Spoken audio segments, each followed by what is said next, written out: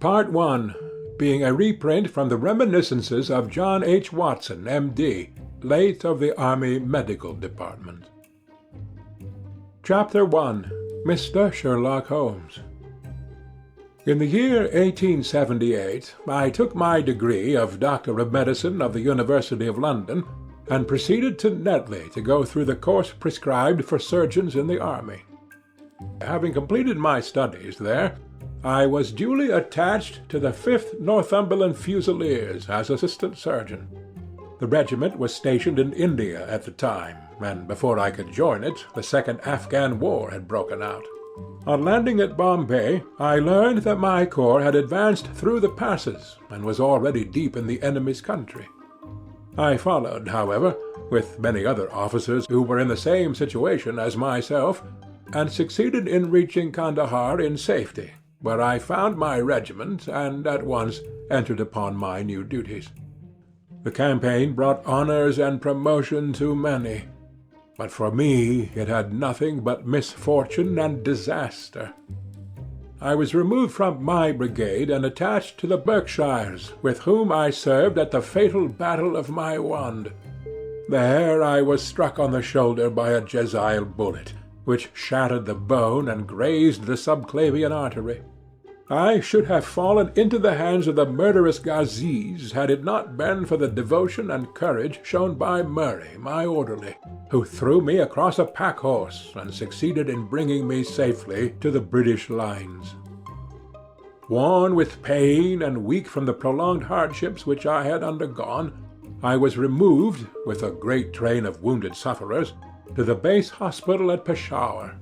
Here I rallied, and had already improved so far as to be able to walk about the wards, and even to bask a little upon the veranda, when I was struck down by enteric fever, that curse of our Indian possessions.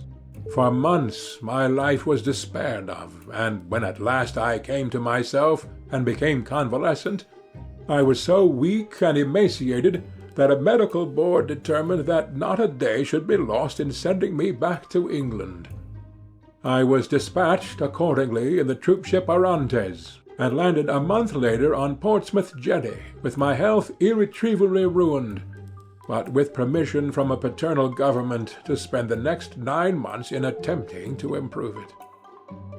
I had neither kith nor kin in England, and was therefore as free as air, or as free as an income of 11 shillings and 6pence a day will permit a man to be. Under such circumstances I naturally gravitated to London, that great cesspool into which all the loungers and idlers of the empire are irresistibly drained. There I stayed for some time at a private hotel in the Strand, leading a comfortless, meaningless existence, and spending such money as I had considerably more freely than I ought. So alarming did the state of my finances become, that I soon realized that I must either leave the metropolis and rusticate somewhere in the country, or that I must make a complete alteration in my style of living. Choosing the latter alternative, I began by making my mind to leave the hotel, and take up my quarters in some less pretentious and less expensive domicile.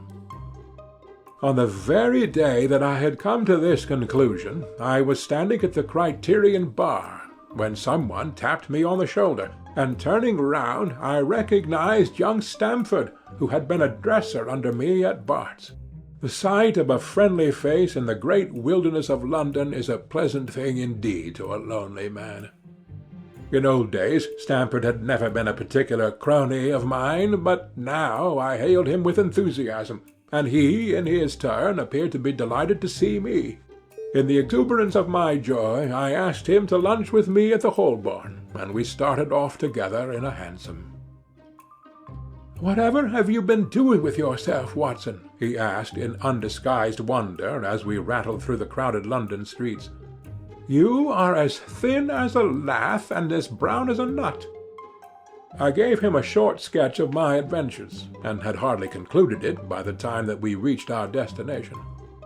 "Poor devil!" he said commiseratingly, after he had listened to my misfortunes. "What are you up to now?" "Looking for lodgings," I answered. trying to solve the problem as to whether it is possible to get comfortable rooms at a reasonable price." "That's a strange thing," remarked my companion. "You are the second man to-day that has used that expression to me." "And who was the first?" I asked. "A fellow who is working at the chemical laboratory up at the hospital. He was bemoaning himself this morning because he could not get someone to go halves with him on some nice rooms which he had found, and which were too much for his purse." "By Jove!" I cried, "if he really wants someone to share the rooms and the expense, I am the very man for him. I should prefer having a partner to being alone." Young Stamford looked rather strangely at me over his wine-glass. "You don't know Sherlock Holmes yet," he said. "Perhaps you would not care for him as a constant companion." "Why, what is there against him?" "Oh, I didn't say there was anything against him. He is a little queer in his ideas, an enthusiast in some branches of science. As far as I know, he is a decent fellow enough." "A medical student, I suppose?" said I. "No, I have no idea what he intends to go in for. I believe he is well up in anatomy, and he is a first-class chemist. But as far as I know, he has never taken out any systematic medical classes. His studies are very desultory and eccentric, but he has amassed a lot of out-of-the-way knowledge which would astonish his professors." "Did you never ask him what he was going in for?" I asked. "No. He is not a man that is easy to draw out, though he can be communicative enough when the fancy seizes him." "I should like to meet him," I said.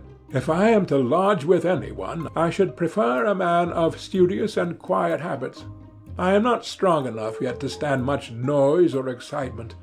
I had enough of both in Afghanistan to last me for the remainder of my natural existence.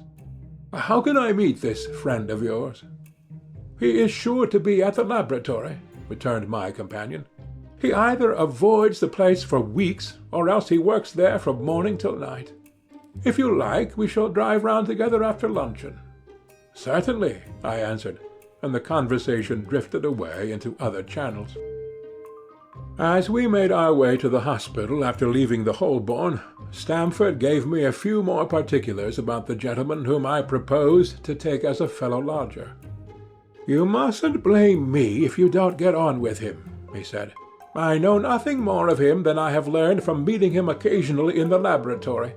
You proposed this arrangement, so you must not hold me responsible." "If we don't get on, it will be easy to part company," I answered. "It seems to me, Stamford," I added, looking hard at my companion, "that you have some reason for washing your hands of the matter. Is this fellow's temper so formidable, or what is it? Don't be mealy-mouthed about it." "It is not easy to express the inexpressible," he answered with a laugh. "Holmes is a little too scientific for my tastes. It approaches to cold-bloodedness. I could imagine his giving a friend a little pinch of the latest vegetable alkaloid, not out of malevolence, you understand, but simply out of a spirit of inquiry in order to have an accurate idea of the effects. To do him justice, I think he would take it himself with the same readiness. He appears to have a passion for definite and exact knowledge. Very right, too. Yes, but it may be pushed to excess. When it comes to beating the subjects in the dissecting rooms with a stick, it is certainly taking rather a bizarre shape." "Beating the subjects?" "Yes, to verify how far bruises may be produced after death. I saw him at it with my own eyes. And yet you say he is not a medical student." "No. Heaven knows what the objects of his studies are. But here we are, and you must form your own impressions about him." As he spoke, we turned down a narrow lane and passed through a small side door which opened into a wing of the great hospital. It was familiar ground to me, and I needed no guiding as we ascended the bleak stone staircase and made our way down the long corridor with its vista of whitewashed wall and dun-colored doors. Near the further end a low arched passage branched away from it and led to a chemical laboratory. This was a lofty chamber, lined and littered with countless bottles. Broad, low tables were scattered about, which bristled with retorts, test tubes, and little Bunsen lamps, with their blue flickering flames. There was only one student in the room, who was bending over a distant table, absorbed in his work.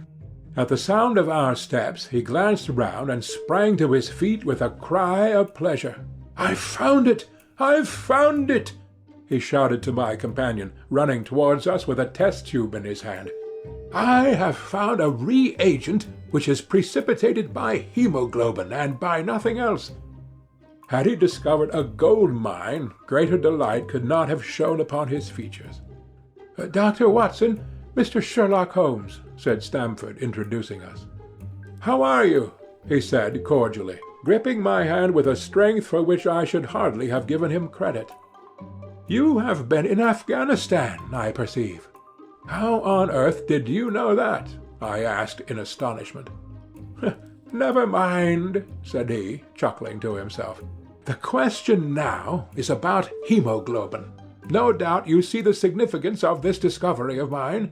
"It is interesting chemically, no doubt," I answered. "But practically, why, man, it is the most practical medico-legal discovery for years. Don't you see that it gives us an infallible test for bloodstains? Come over here, now."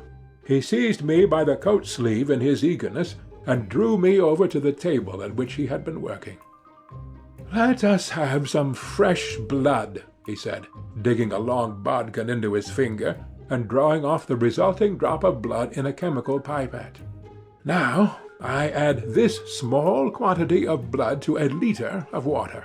You perceive that the resulting mixture has the appearance of pure water. The proportion of blood cannot be more than 1 in 1,000,000. I have no doubt, however, that we shall be able to obtain the characteristic reaction." As he spoke, he threw into the vessel a few white crystals, and then added some drops of a transparent fluid. In an instant the contents assumed a dull mahogany color, and a brownish dust was precipitated to the bottom of the glass jar. "Ha ha!" he cried, clapping his hands and looking as delighted as a child with a new toy. "What do you think of that?" "It seems to be a very delicate test," I remarked. "Beautiful! Beautiful! The old guaiacum test was very clumsy and uncertain. So is the microscopic examen for blood corpuscles. The latter is valueless if the stains are a few hours old. Now this appears to act as well whether the blood is old or new. Had this test been invented, there are hundreds of men now walking the earth who would long ago have paid the penalty of their crimes." "Indeed," I murmured, "criminal cases are continually hinging upon that one point.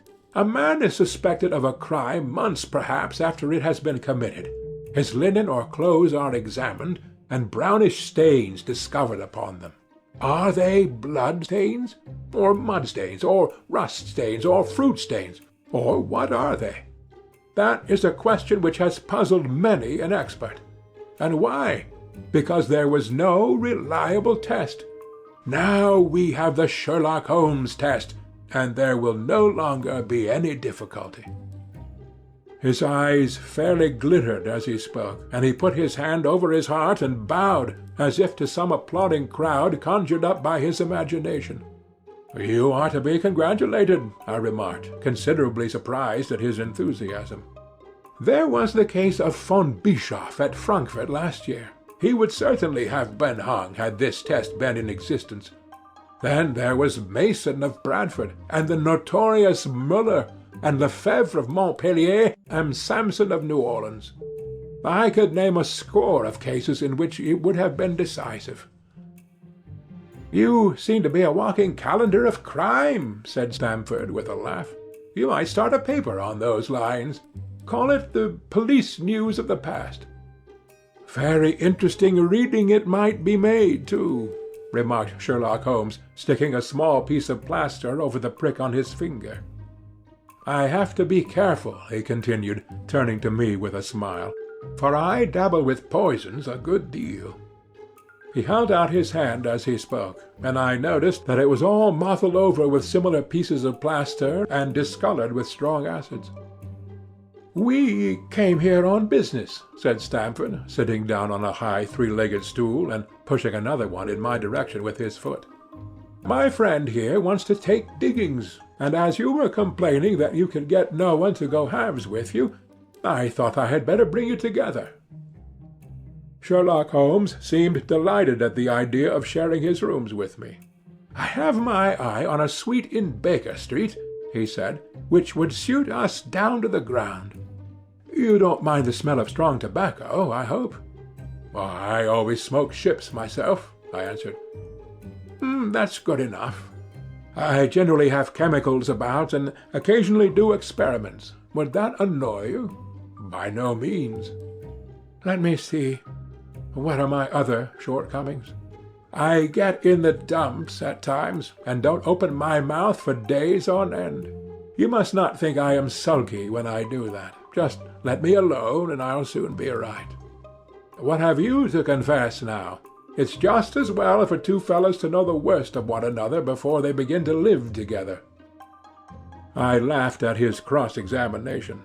"I keep a bull pup," I said, "and I object to rows, because my nerves are shaken, and I get up at all sorts of ungodly hours, and I am extremely lazy.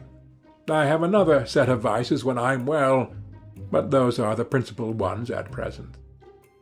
"Do you include violin-playing in your category of rows?" he asked anxiously. "It depends on the player," I answered. "A well-played violin is a treat for the gods. A badly played one—" "Oh, well, that's all right," he cried with a merry laugh. "I think we may consider the thing as settled. That is, if the rooms are agreeable to you. When shall we see them?" "Call for me here at noon tomorrow, and we'll go together and settle everything," he answered. "All right, noon exactly," said I, shaking his hand. We left him working among his chemicals, and we walked together towards my hotel. "By the way," I asked suddenly, stopping and turning upon Stamford, "how the deuce did he know that I had come from Afghanistan?" My companion smiled an enigmatical smile.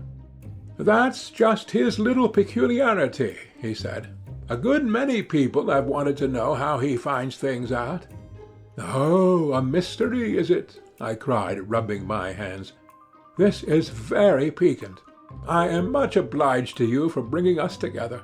The proper study of mankind is man, you know." "You must study him, then," Stamford said as he bade me good-bye. "You'll find him a knotty problem, though. I'll wager he learns more about you than you about him. Good-bye."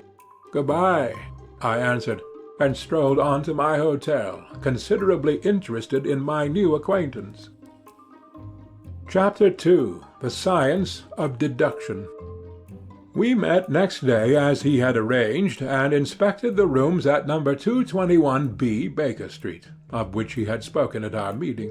They consisted of a couple of comfortable bedrooms, and a single large airy sitting-room, cheerfully furnished and illuminated by two broad windows. So desirable in every way were the apartments, and so moderate did the terms seem when divided between us, that the bargain was concluded upon the spot, and we at once entered into possession.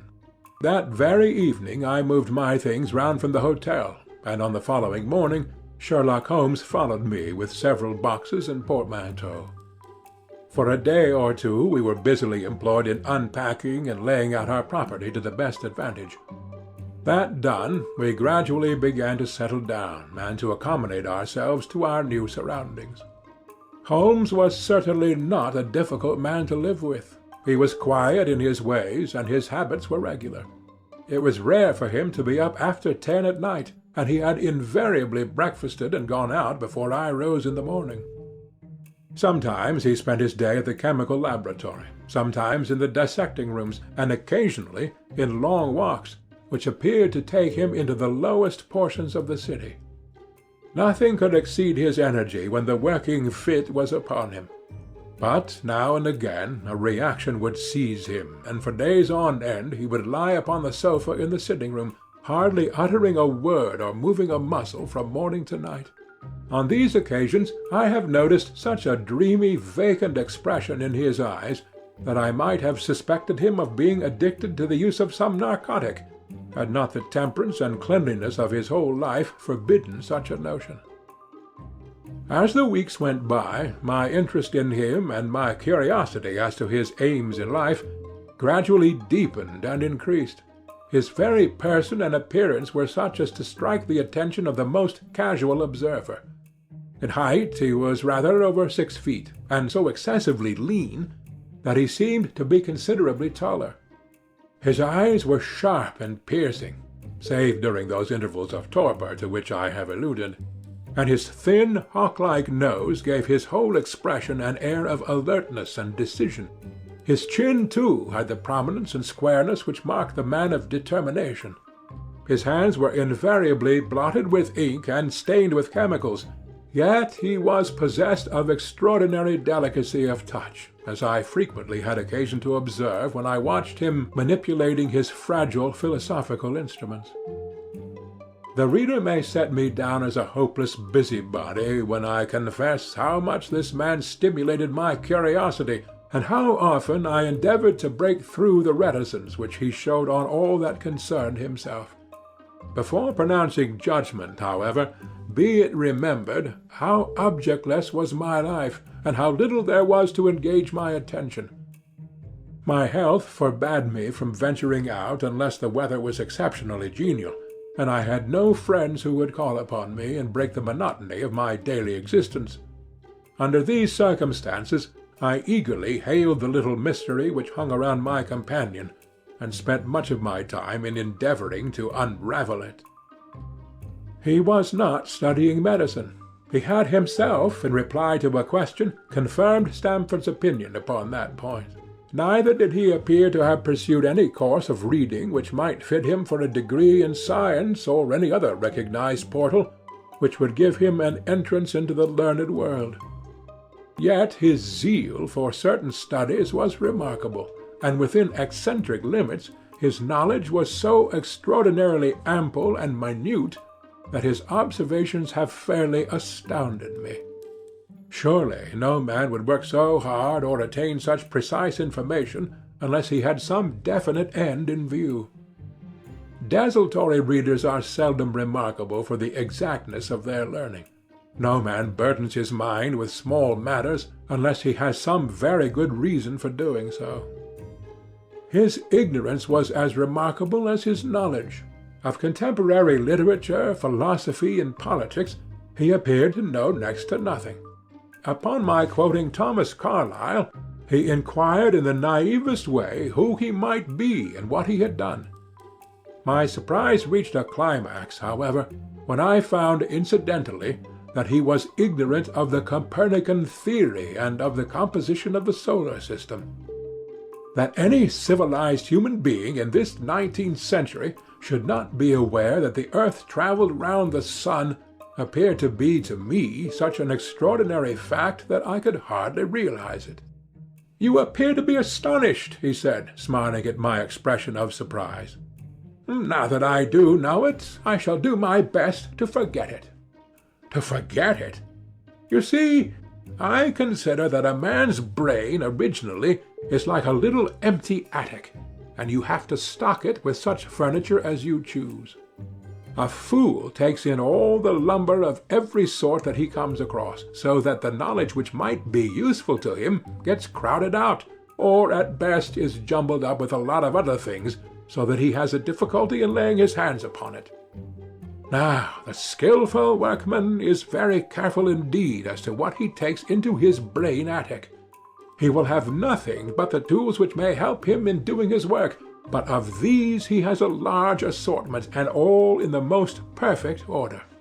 It is a mistake to think that that little room has elastic walls and can distend to any extent. Depend upon it, there comes a time when for every addition of knowledge you forget something that you knew before. It is of the highest importance, therefore, not to have useless facts elbowing out the useful ones." "But the solar system," I protested. "What the deuce is it to me?" he interrupted impatiently. "You say that we go round the sun. If we went round the moon, it would not make a pennyworth of difference to me or to my work." I was on the point of asking him what that work might be, but something in his manner showed me that the question would be an unwelcome one. I pondered over our short conversation, however, and endeavored to draw my deductions from it. He said that he would acquire no knowledge which did not bear upon his object. Therefore, all the knowledge which he possessed was such as would be useful to him. I enumerated in my own mind all the various points upon which he had shown me that he was exceptionally well informed. I even took a pencil and jotted them down. I could not help smiling at the document when I had completed it. It ran in this way: Sherlock Holmes, his limits. 1.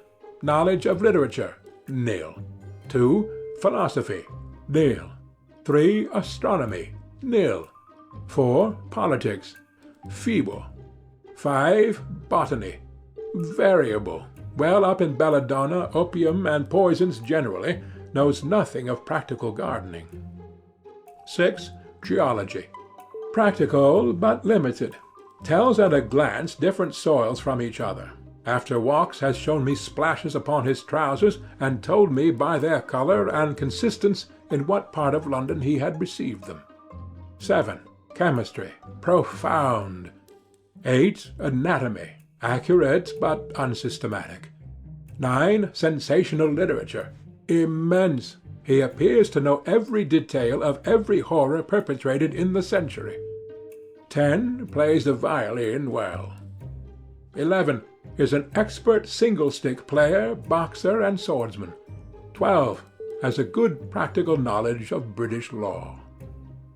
When I had got so far in my list, I threw it into the fire in despair. If I can only find what the fellow is driving at by reconciling all these accomplishments and discovering a calling which needs them all, I said to myself, I may as well give up the attempt at once. I see that I have alluded above to his powers upon the violin. These are very remarkable, but as eccentric as all his other accomplishments. That he could play pieces, and difficult pieces, I knew well, because at my request he has played me some of Mendelssohn's Lieder and other favourites.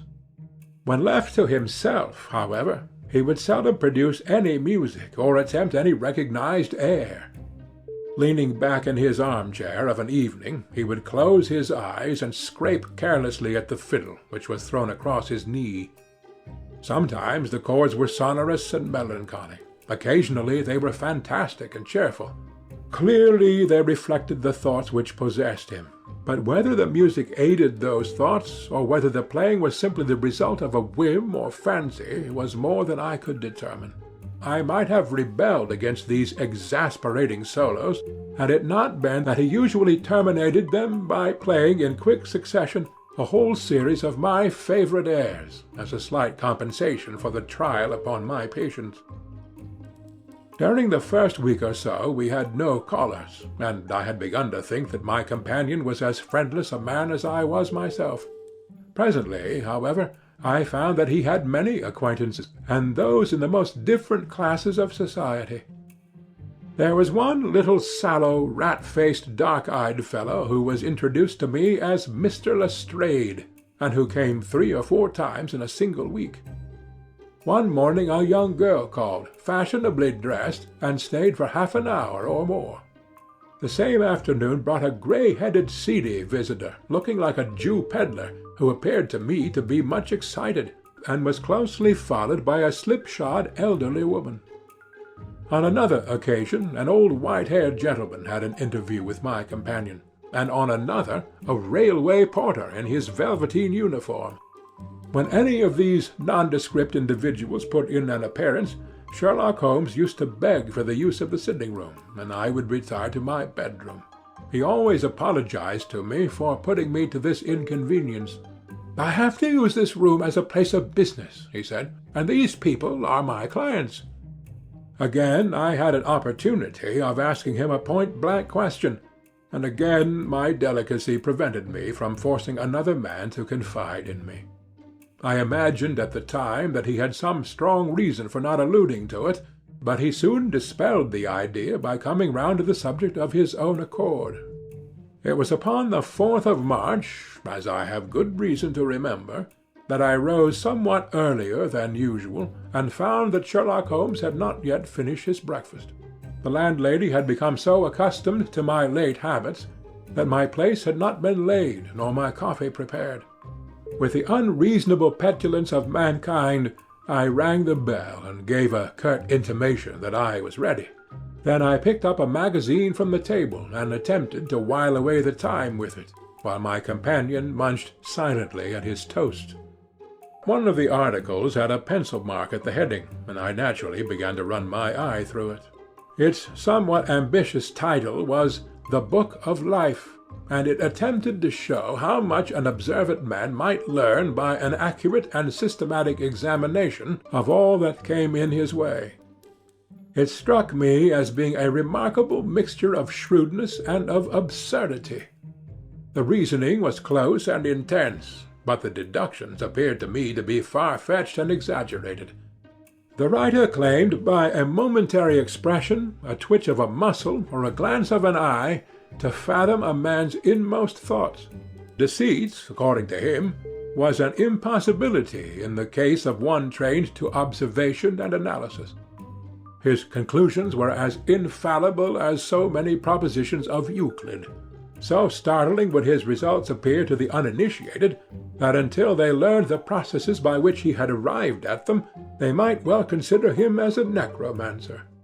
From a drop of water, said the writer, a logician could infer the possibility of an Atlantic or a Niagara without having seen or heard of one or the other.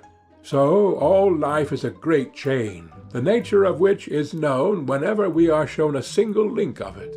Like all other arts, the science of deduction and analysis is one which can only be acquired by long and patient study, nor is life long enough to allow any mortal to attain the highest possible perfection in it.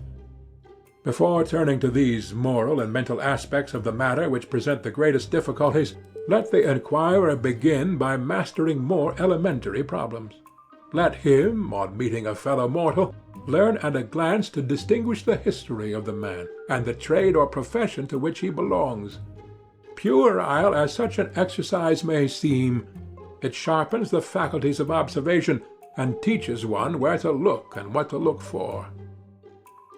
By a man's fingernails, by his coat sleeve, by his boot, by his trouser knees, by the callosities of his forefinger and thumb, by his expression, by his shirt cuffs, by each of these things a man's calling is plainly revealed. That all united should fail to enlighten the competent inquirer, in any case, is almost inconceivable. "What ineffable twaddle!" I cried, slapping the magazine down on the table. "I never read such rubbish in my life." "What is it?" asked Sherlock Holmes. "Why, this article," I said, pointing at it with my egg-spoon as I sat down to my breakfast. "I see that you have read it, since you have marked it. I don't deny that it is smartly written. It irritates me, though. It is evidently the theory of some armchair lounger who evolves all these neat little paradoxes in the seclusion of his own study. It is not practical. I should like to see him clapped down in a third-class carriage on the Underground and asked to give the trades of all his fellow-travellers. I would lay 1,000 to 1 against him." "You would lose your money," Sherlock Holmes remarked calmly. "As for the article, I wrote it myself." "You?" "Yes. I have a turn both for observation and for deduction. The theories which I have expressed there, and which appear to you to be so chimerical, are really extremely practical, so practical that I depend upon them for my bread and cheese." "And how?" I asked involuntarily. "Well, I have a trade of my own. I suppose I am the only one in the world. I'm a consulting detective, if you can understand what that is. Here in London we have lots of government detectives and lots of private ones. When these fellows are at fault, they come to me, and I manage to put them on the right scent. They lay all their evidence before me, and I am generally able, by the help of my knowledge of the history of crime, to set them straight. There is a strong family resemblance about misdeeds, and if you have all the details of 1,000 at your finger ends, it is odd if you can't unravel the 1,001st. Lestrade is a well-known detective.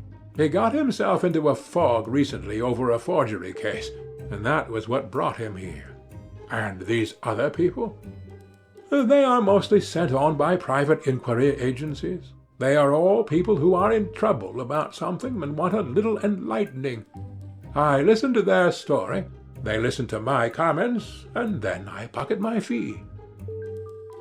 But do you mean to say, I said, that without leaving your room you can unravel some knot which other men can make nothing of, although they have seen every detail for themselves?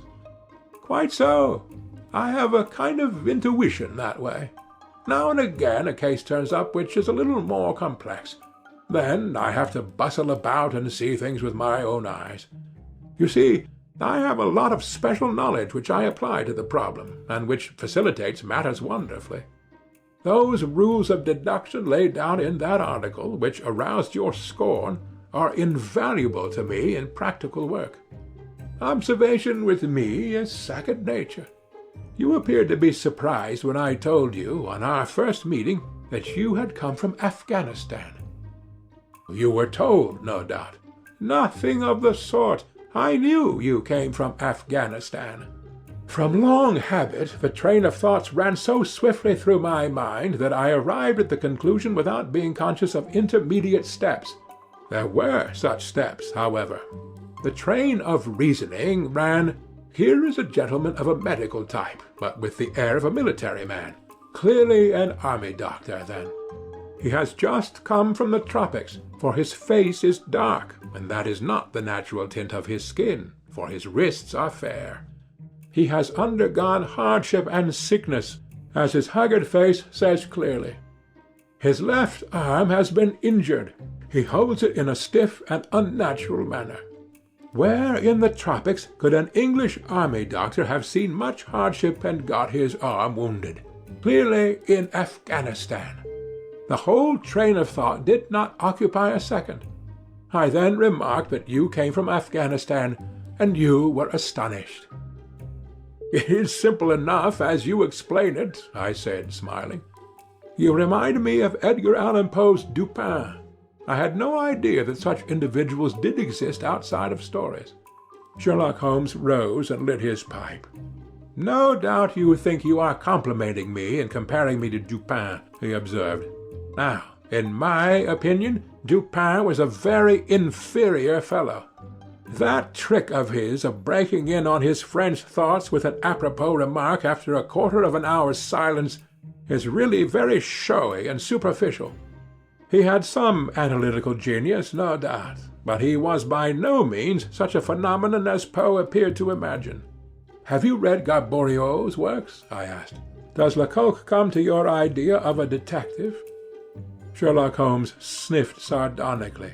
Lecoq was a miserable bungler, he said in a very angry voice. He had only one thing to recommend him, and that was his energy. That book made me positively ill. The question was how to identify an unknown prisoner. I could have done it in 24 hours. Lecoq took 6 months or so. It might be made a textbook for detectives to teach them what to avoid. I felt rather indignant at having two characters whom I had admired treated in this cavalier style. I walked over to the window and started looking out into the busy street. This fellow may be very clever, I said to myself, but he is certainly very conceited. There are no crimes and no criminals in these days, he said querulously. What is the use of having brains in our profession? I know well that I have it in me to make my name famous. No man lives or has ever lived who has brought the same amount of study and of natural talent to the detection of crime which I have done. And what is the result? There is no crime to detect. or at most some bungling villainy with a motive so transparent that even a Scotland Yard official can see through it. I was still annoyed at his bumptious style of conversation. I thought it best to change the topic. "I wonder what that fellow is looking for?" I asked, pointing to a stalwart, plainly dressed individual who was walking slowly down the other side of the street, looking anxiously at the numbers. He had a large blue envelope in his hand, and was evidently the bearer of a message. "You mean the retired sergeant of marines?" said Sherlock Holmes. "Brag and bounce," thought I to myself. "He knows that I cannot verify his guess." The thought had hardly passed through my mind when the man whom we were watching caught sight of the number on our door and ran rapidly across the roadway. We heard a loud knock, a deep voice below, and heavy steps ascending the stair. "For Mr. Sherlock Holmes," he said, stepping into the room and handing my friend the letter. Here was an opportunity of taking the conceit out of him. He little thought of this when he made that random shot. "May I ask, my lad," I said in the blandest voice, "what your trade may be?" "Commissionaire, sir," he said gruffly. "Uniform away for repairs."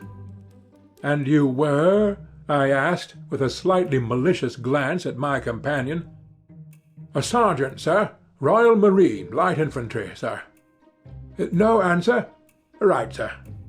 He clicked his heels together, raised his hand in a salute, and was gone. End of chapter 2.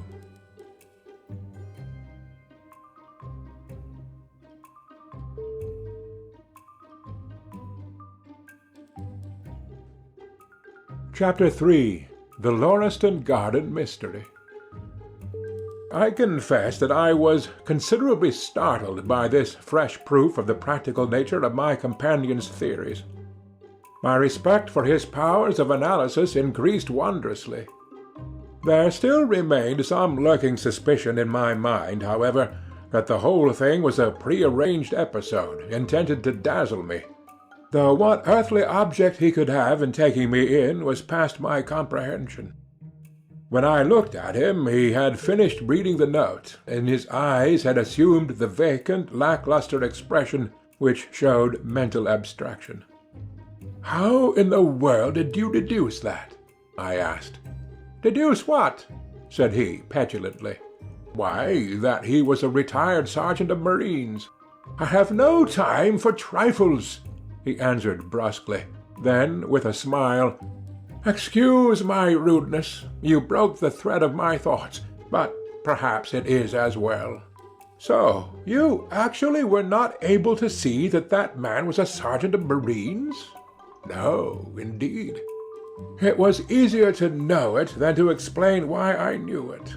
If you were asked to prove that 2 and 2 made 4, you might find some difficulty, and yet you are quite sure of the fact. Even across the street I could see a great blue anchor tattooed on the back of the fellow's hand.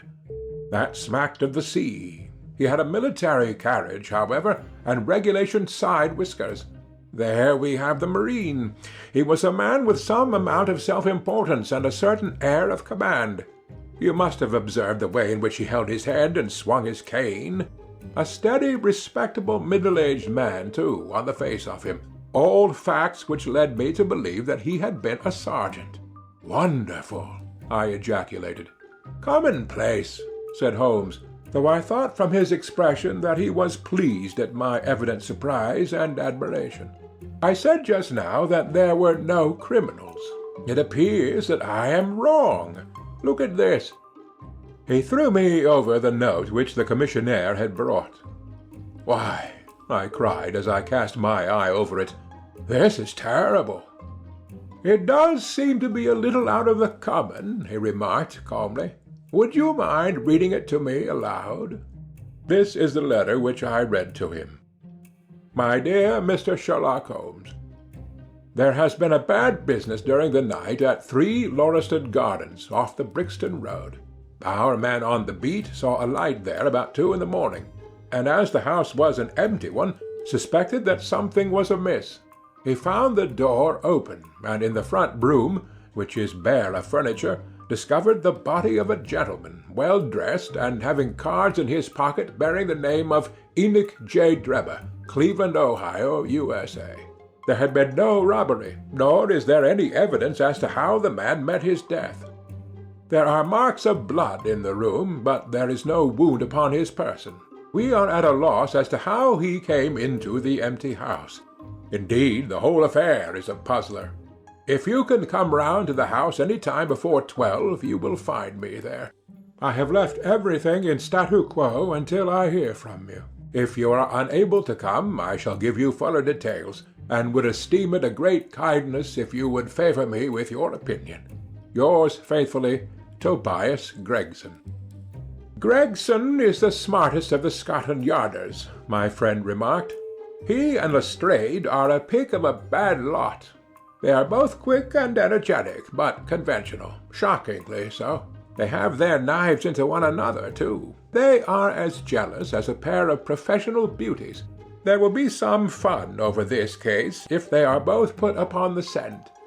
I was amazed at the calm way in which he rippled on. Surely there is not a moment to be lost, I cried. Shall I go and order you a cab? I'm not sure about whether I shall go. I am the most incurably lazy devil that ever stood in shoe leather. That is when the fit is on me, for I can be spry enough at times. Why, it is just such a chance as you have been longing for. My dear fellow, why does it matter to me? Supposing that I unravel the whole matter, you may be sure that Gregson, Lestrade, and Company will pocket all the credit. That comes of being an unofficial personage. But he begs you to help him. Yes, he knows that I am his superior, and acknowledges it to me. But he would cut his tongue out before he would own it to any third person. However, we may as well go and have a look. I shall work it out on my own hook. I may have a laugh at them if I have nothing else. Come on.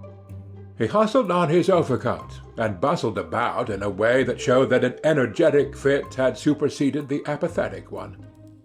Get your hat, he said. You wish me to come? Yes, if you have nothing better to do. A minute later we were both in a hansom, driving furiously for the Brixton Road. It was a foggy, cloudy morning, and a dun-coloured veil hung over the housetops, looking like the reflection of the mud-coloured streets beneath. My companion was in the best of spirits, and prattled away about Cremona fiddles and the difference between a Stradivarius and an Amati. As for myself, I was silent, for the dull weather and the melancholy business upon which we were engaged depressed my spirits. You don't seem to give much thought to the matter in hand, I said at last, interrupting Holmes's musical disquisition. No data yet, he answered. It is a capital mistake to theorize before you have all the evidence.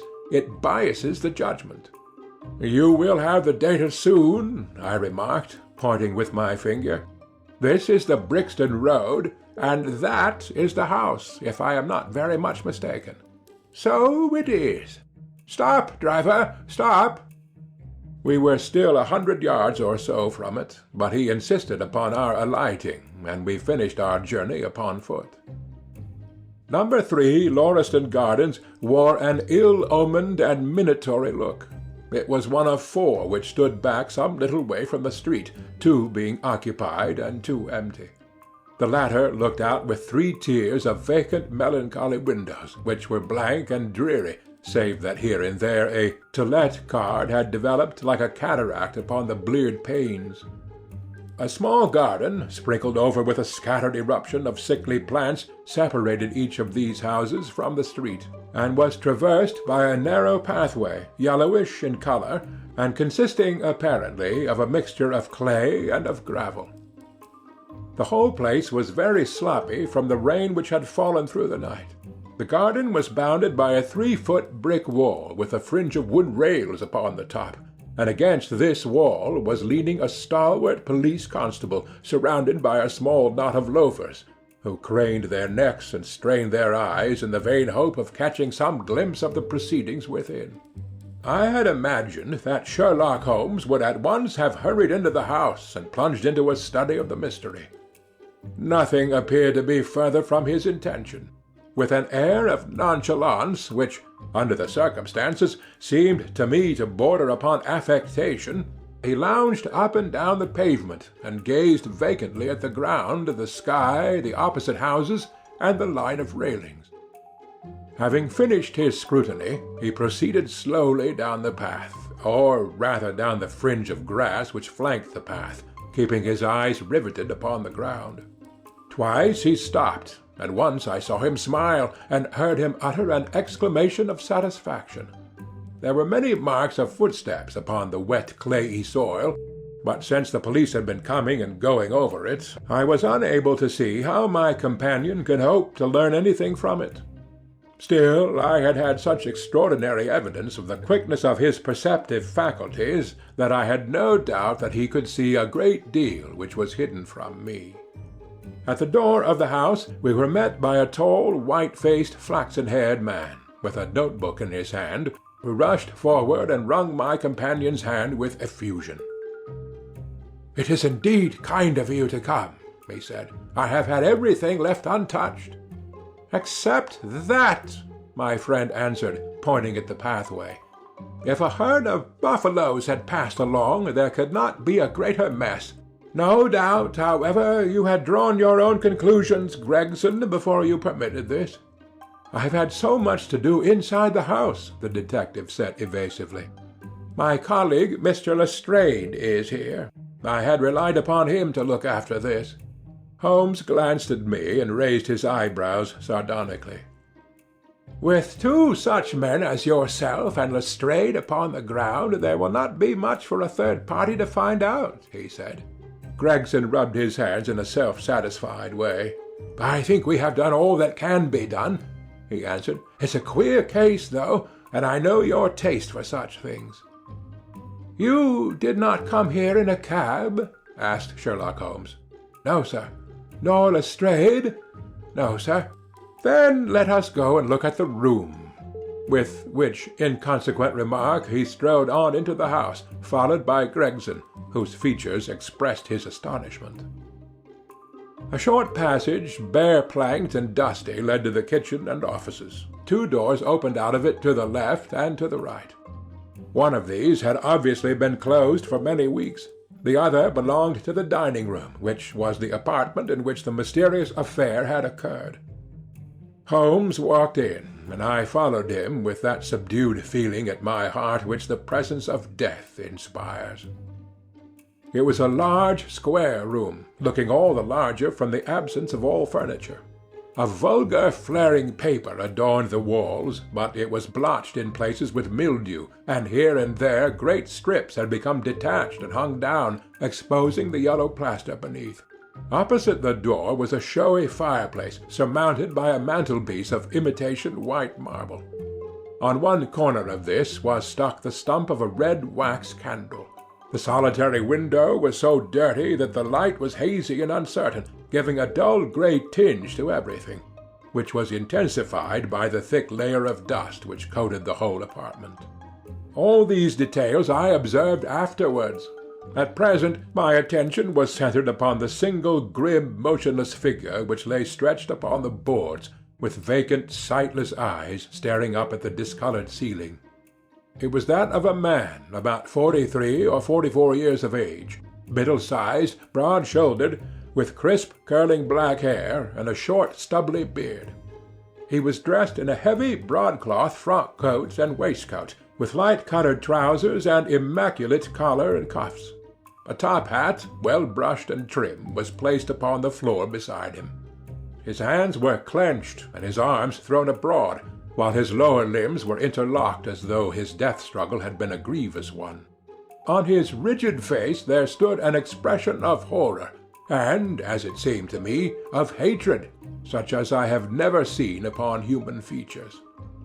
This malignant and terrible contortion, combined with the low forehead, blunt nose, and prognathous jaw, gave the dead man a singularly simious and ape-like appearance, which was increased by his writhing, unnatural posture. I have seen death in many forms, but never has it appeared to me in a more fearsome aspect than in that dark, grimy apartment which looked out upon one of the main arteries of southern London. Lestrade, lean and ferret-like as ever, was standing by the doorway, and greeted my companion and myself. "This case will make a stir, sir," he remarked. "It beats anything I have seen, and I am no chicken." "There is no clue?" said Gregson.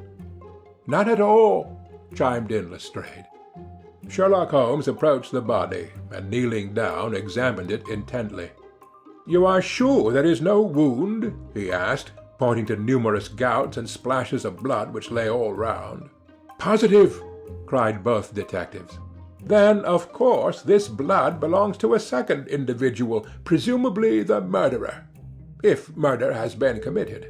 It reminds me of the circumstances attendant on the death of Van Jansen in Utrecht in the year '34. Do you remember the case, Gregson?" "No, sir."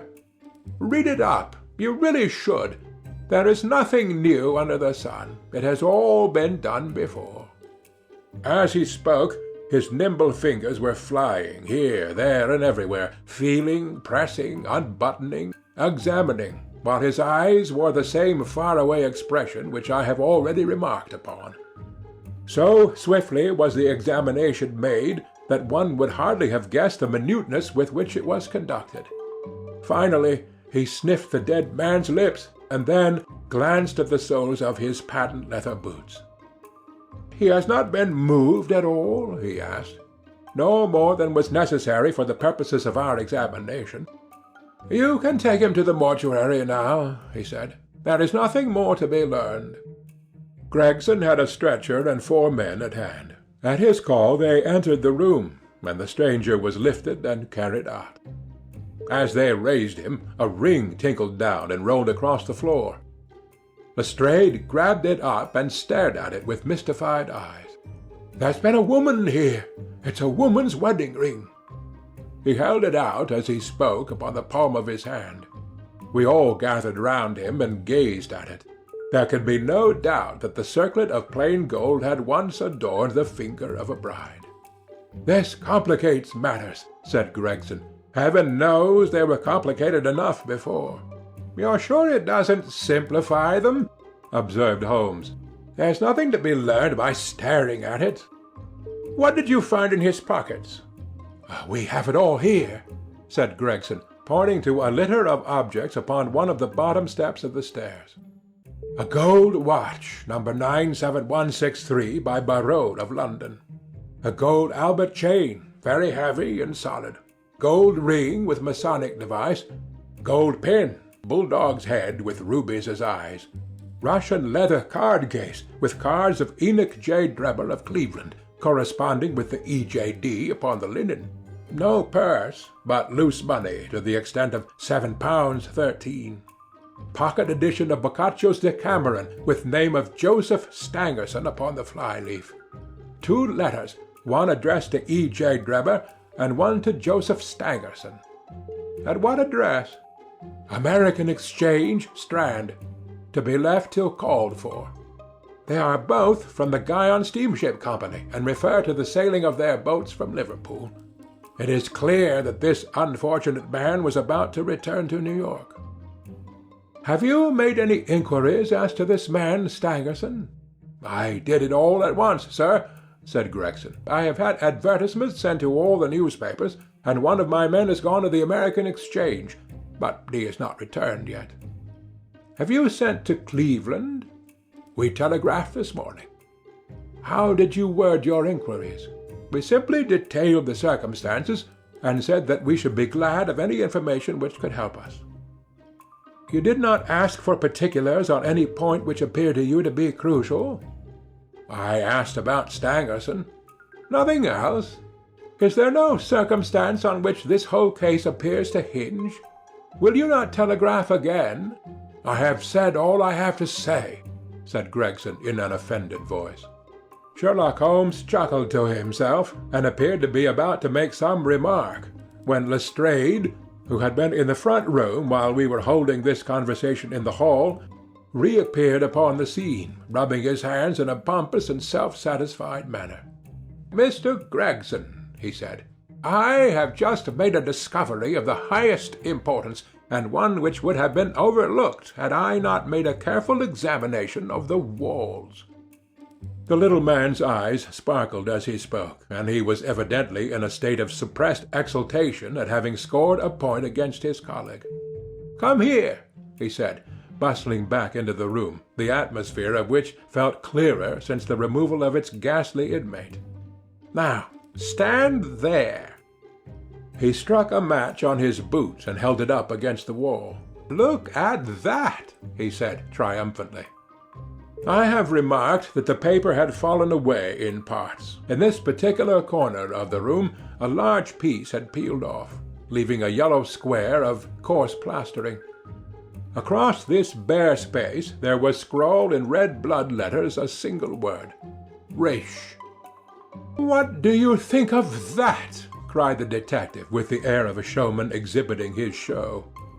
"This was overlooked because it was in the darkest corner of the room, and no one thought of looking there. The murderer has written it with his or her own blood. See this smear where it has trickled down the wall. That disposes of the idea of suicide, anyhow. Why was that corner chosen to write it on? I will tell you. See that candle on the mantelpiece? It was lit at the time, and if it was lit, this corner would be the brightest instead of the darkest portion of the wall. And what does it mean now that you have found it?" asked Gregson in a deprecatory voice. "Mean? Why, it means that the writer was going to put the female name Rachel, but was disturbed before he or she had time to finish. You mark my words, when this case comes to be cleared up, you will find that a woman named Rachel has something to do with it. It's all very well for you to laugh, Mr. Sherlock Holmes. You may be very smart and clever, but the old hound is the best when all is said and done." "I really beg your pardon," said my companion, who had ruffled the little man's temper by bursting into an explosion of laughter. "You certainly have the credit of being the first of us to find this out, and, as you say, it bears every mark of having been written by the other participant in last night's mystery. I have not had time to examine this room yet, but, with your permission, I shall do so now." As he spoke, he whipped a tape measure and a large round magnifying glass from his pocket. With these two implements he trotted noiselessly about the room, sometimes stopping, occasionally kneeling, and once lying flat upon his face. So engrossed was he with his occupation that he appeared to have forgotten our presence, for he chattered away to himself under his breath the whole time, keeping up a running fire of exclamations, groans, whistles, and little cries suggestive of encouragement and of hope. As I watched him, I was irresistibly reminded of a pure-blooded, well-trained foxhound as it dashes backwards and forwards through the covert, whining in its eagerness until it comes across the lost scent. For 20 minutes or more he continued his researches, measuring with the most exact care the distance between marks which were entirely invisible to me, and occasionally applying his tape to the walls in an equally incomprehensible manner. In one place he gathered up very carefully a little pile of grey dust from the floor and packed it away in an envelope. Finally, he examined with his glass the word upon the wall, going over every letter of it with the most minute exactness. This done, he appeared to be satisfied, for he replaced his tape and his glass in his pocket. "They say that genius is an infinite capacity for taking pains," he remarked with a smile. "It's a very bad definition, but it does apply to detective work." Gregson and Lestrade had watched the manoeuvres of their amateur companion with considerable curiosity and some contempt. They evidently failed to appreciate the fact, which I had begun to realize, that Sherlock Holmes' smallest actions were all directed towards some definite and practical end. "What do you think of it, sir?" they both asked. "It would be robbing you of the credit of the case if I was to presume to help you," remarked my friend. You are doing so well now that it would be a pity for anyone to interfere." There was a world of sarcasm in his voice as he spoke. "If you will let me know how your investigations go," he continued, "I shall be happy to give you any help I can. In the meantime, I should like to speak to the constable who found the body. Can you give me his name and address?" Lestrade glanced at his notebook. "John Rance," he said. "He is off duty now. You will find him at 46 Audley Court, Kennington Park Gate." Holmes took a note of the address. "Come along, Doctor," he said. "We shall go and look him up. I'll tell you one thing which may help you in the case," he continued, turning to the two detectives. "There has been murder done, and the murderer was a man. He was more than 6 feet high, was in the prime of life, had small feet for his height, wore coarse, square-toed boots, and smoked a Trichinopoly cigar. He came here with his victim in a 4-wheeled cab, which was drawn by a horse with 3 old shoes and 1 new one on his off foreleg. In all probability the murderer had a florid face, and the fingernails of his right hand were remarkably long. These are only a few indications, but they may assist you." Lestrade and Gregson glanced at each other with an incredulous smile. "If this man was murdered, how was it done?" asked the former. "Poison," said Sherlock Holmes curtly, and strode off. "One other thing, Lestrade," he added, turning round at the door. "Rache is the German for revenge, so don't lose your time looking for Miss Rachel." With which Parthian shot he walked away, leaving the two rivals open-mouthed behind him. Chapter 4. What John Rance Had to Tell. It was 1 o'clock when we left No. 3 Lauriston Gardens. Sherlock Holmes led me to the nearest telegraph office, whence he dispatched a long telegram. He then hailed a cab, and ordered the driver to take us to the address given us by Lestrade. "There is nothing like first-hand evidence," he remarked, "and as a matter of fact my mind is entirely made up upon the case. But still we may as well learn all that is to be learned." "You amaze me, Holmes," said I. "Surely you are not as sure as you pretend to be of all those particulars which you gave?" "There's no room for a mistake," he answered. "The very first thing which I observed on arriving there was that a cab had made 2 ruts with his wheels close to the curb. Now, up to last night we have had no rain for a week, so that those wheels which left such a deep impression must have been there during the night. There were the marks of the horse's hoofs, too, the outline of one of which was far more clearly cut than that of the other 3, showing that there was a new shoe. Since the cab was there after the rain began, and was not there at any time during the morning, I have Gregson's word for that, it follows that it must have been there during the night, and therefore that it brought those 2 individuals to the house." "That seems simple enough," said I. "But how about the other man's height?" "Why, the height of a man, in 9 cases out of 10, can be told from the length of his stride. It is a simple calculation enough, though there is no use my boring you with figures. I had this fellow's stride both on the clay outside and on the dust within. Then I had a way of checking my calculation. When a man writes on a wall, his instinct leads him to write about the level of his own eyes. Now, that writing was just over 6 feet from the ground. It was child's play." "And his age?" I asked. "Well, if a man can stride 4½ feet without the smallest effort, he can be quite in the sere and yellow. That was the breadth of a puddle on the garden walk which he had evidently walked across. Patent leather boots had gone round, and square toes had hopped over. There is no mystery about it at all.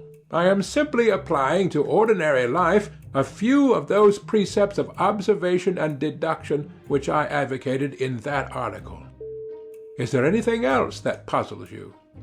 "The fingernails and the Trichinopoly," I suggested. "The writing on the wall was done with a man's forefinger dipped in blood. My glass allowed me to observe that the plaster was slightly scratched in doing it, which would not have been the case if the man's nail had been trimmed. I gathered up some scattered ash from the floor. It was dark in color and flaky, such an ash as is only made by Trichinopoly. I have made a special study of cigar ashes. In fact, I have written a monograph upon the subject. I flatter myself that I can distinguish at a glance the ash of any known brand, either of cigar or of tobacco. It is just in such details that the skilled detective differs from the Gregson and Lestrade type.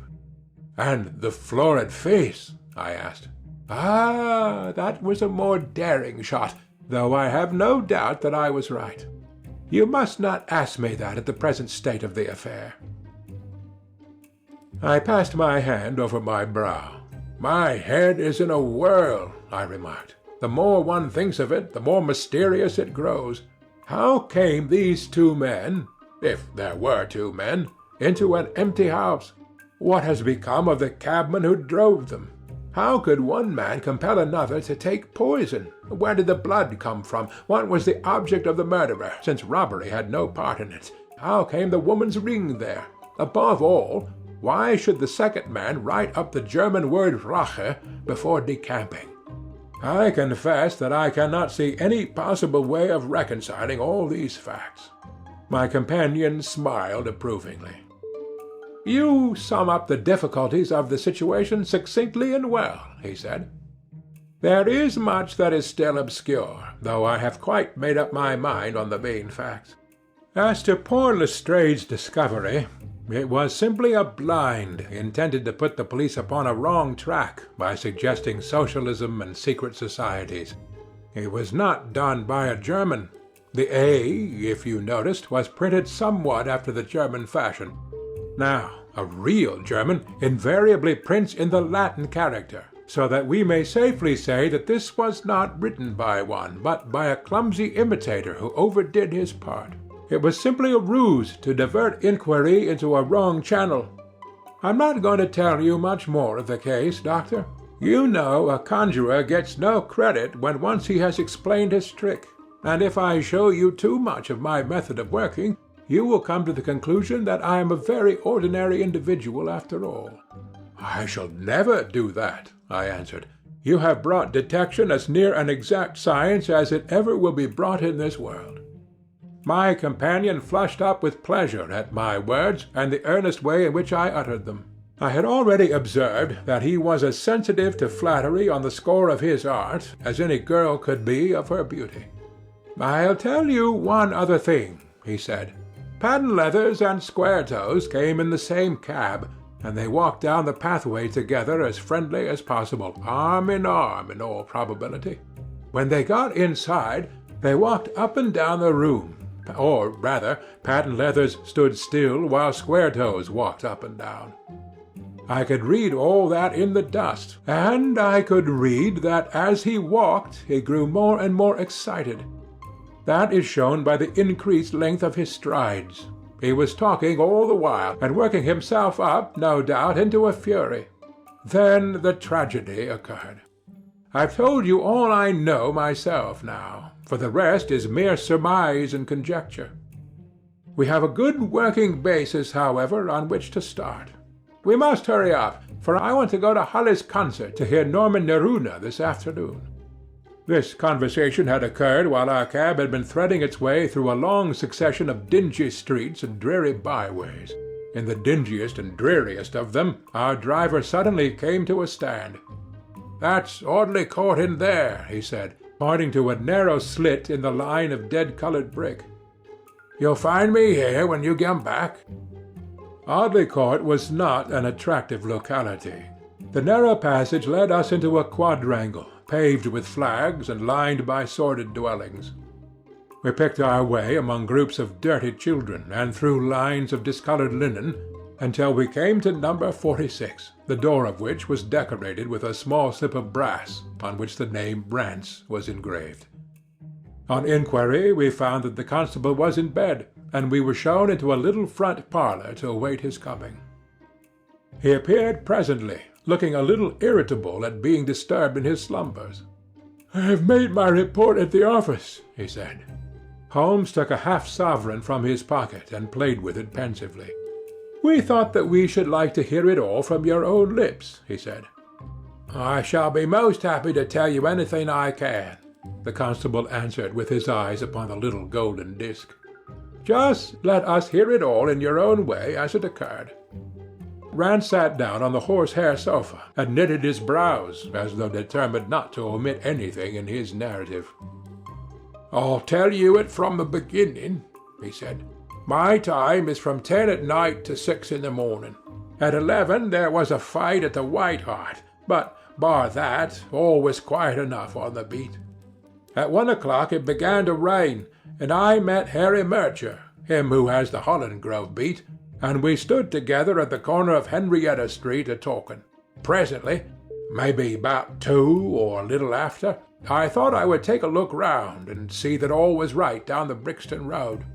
It was precious dirty and lonely. Not a soul did I meet all the way down, though a cab or two went past me.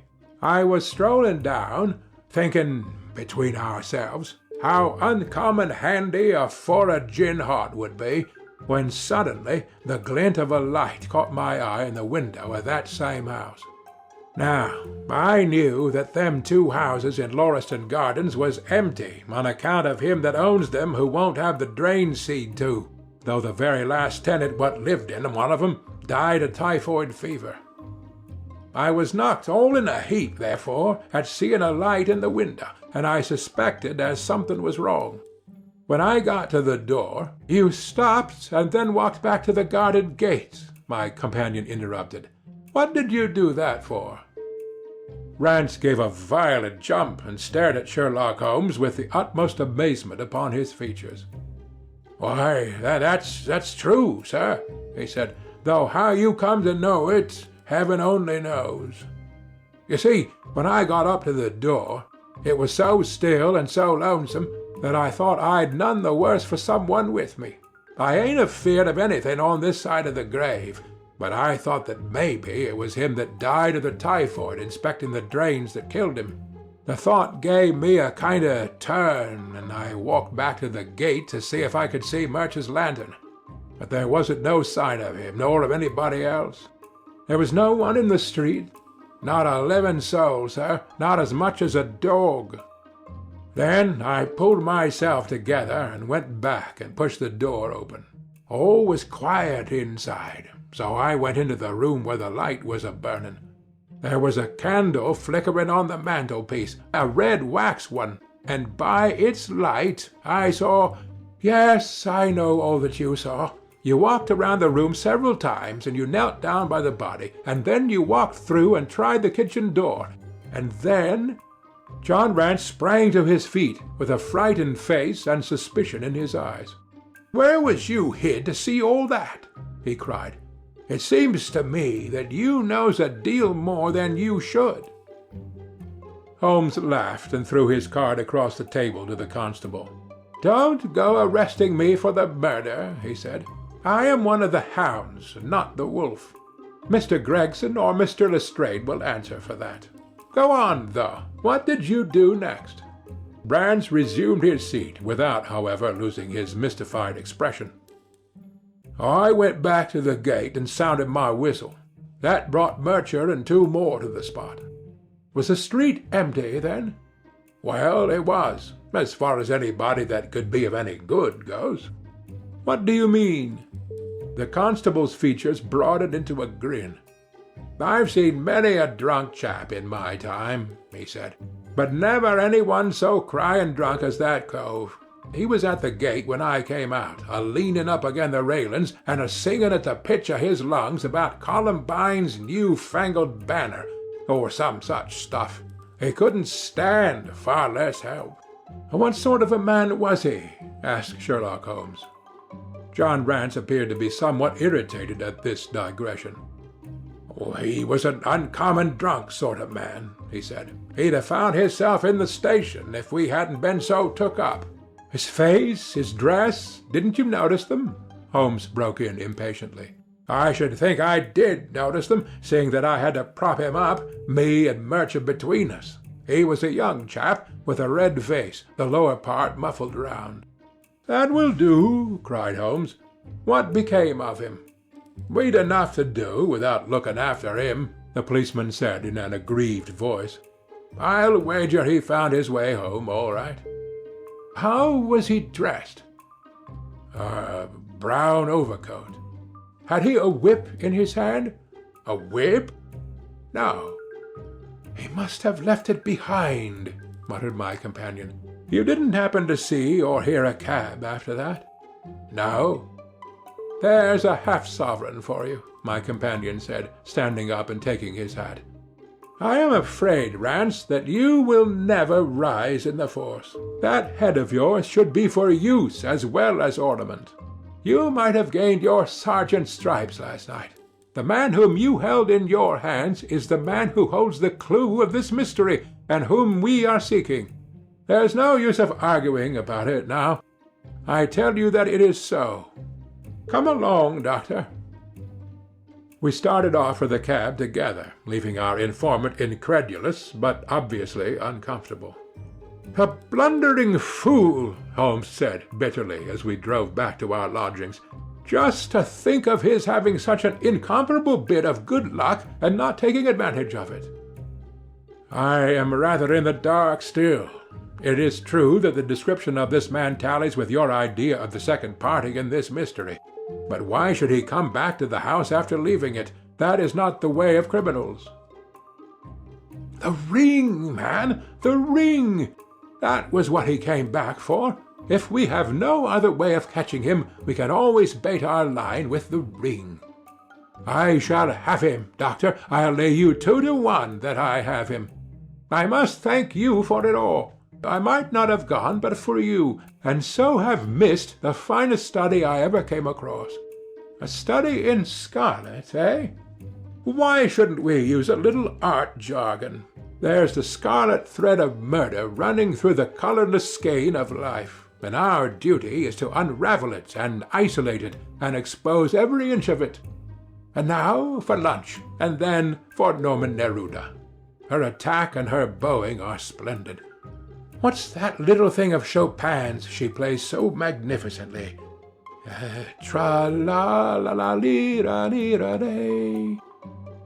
Leaning back in the cab, this amateur bloodhound caroled away like a lark, while I meditated upon the many-sidedness of the human mind. End of chapter 4.